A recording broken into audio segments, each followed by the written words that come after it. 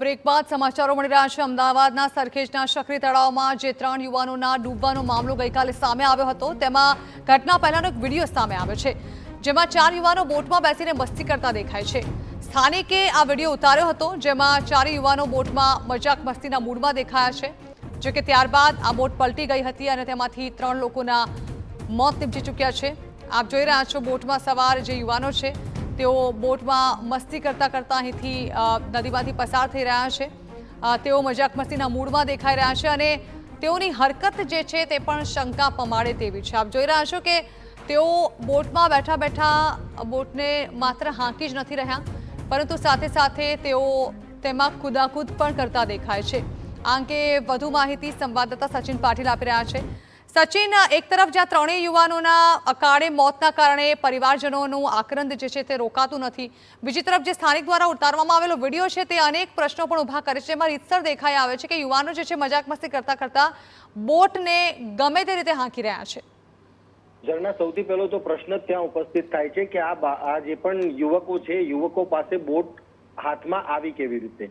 સૌથી પહેલો તો પ્રશ્ન એ થાય કે બ્રિજ જે માફ કરજો, તળાવ જે છે એનું હજુ લોકાર્પણ થયું નથી અને જે પ્રકારે આ બોટ છે એ બોટ ત્યાં સાફ સફાઈ માટેના કામ માટે રાખવામાં આવી હતી અને કોન્ટ્રાક્ટરના હસ્તક હજી આ તળાવ છે અને એ તળાવની ફરતે કોઈ સિક્યોરિટી ગાર્ડ નહોતો, જેના કારણે, અને બીજું કે બોટ બાંધીને રાખવામાં આવી નહોતી, એના કારણે આ જે યુવકો છે એ યુવકો બોટ લઈને તળાવની મધ્ય સુધી પહોંચ્યા અને આ જે વિડીયો સામે આવ્યો છે એ જ બાબત બતાવે છે કે આ પ્રકારની ટીખળ કરવા માટે કે પછી કોઈ કારણસર આ આખી ઘટના બની છે, એના ઘણા બધા સવાલો છે। જે પ્રકારે એ લોકો મસ્તી કરી પણ રહ્યા છે, વિડીયોમાં દેખાઈ પણ રહ્યું છે, ત્યારે આ વિષય ખૂબ ગંભીર થઈ જાય છે। કોર્પોરેશનના સત્તાધીશો જે છે એમને આ બાબતે ખાતરી જરૂર આપી છે, પણ આ વિડીયો જે છે ઘણી બધી બાબતો કહી જાય છે અને એ બાબતની સત્યતા પુરવાર થાય છે કે ત્યાં સિક્યોરિટી ગાર્ડ નહોતો।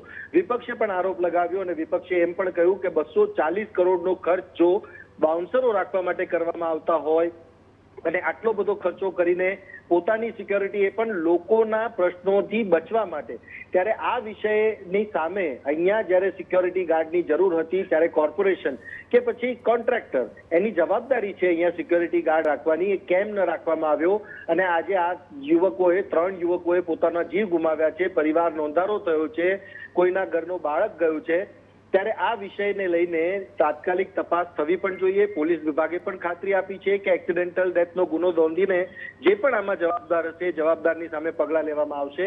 પરંતુ આ વિડીયો જે છે એ તથ્ય બતાવે છે કે તળાવની ફરતે જે પ્રકારનું કન્સ્ટ્રક્શન કરીને એને બાઉન્ડ્રી વોલ કરવામાં આવી છે, એટલી બધી એની અંદર ગેટ લગાવવામાં આવેલા છે, ત્યારે આટલી બધી બાબત હોવા છતાં યુવકો બોટ લઈને તળાવની મધ્ય સુધી પહોંચે, એ બાબત કેટલી ગંભીર કહેવાય। અને આ વિષયને લઈને અન્ય તળાવમાં પણ જો આ જ પ્રકારની પરિસ્થિતિ હોય ઝરણા, તો ત્યાં પણ કોર્પોરેશને તાકીદે સિક્યોરિટી ગાર્ડ રાખવા જોઈએ, અથવા તો જે કોન્ટ્રાક્ટરના અંડરમાં હોય તો એમની પણ આ જવાબદારી છે કે તેઓ તાત્કાલિક આ વિષયને ગંભીરતાથી લે અને ત્યાં સિક્યોરિટી ગાર્ડ રાખે, નહીં તો આ પ્રકારની દુર્ઘટનાઓ આવનારા સમયમાં પણ થાય તો નવાય નહીં।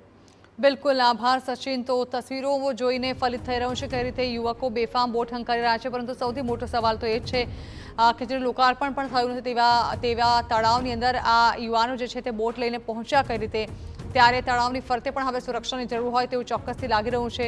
બાકી આ પ્રકારની હરકતોથી અળવિતરી જે પ્રજા ગણવામાં આવે છે તે લોકો પોતાના જીવને તો જોખમમાં નાખશે જ, સાથે જ પોતાના પરિવારને પણ તેને લઈને ભોગવવાનો વારો આવી શકે।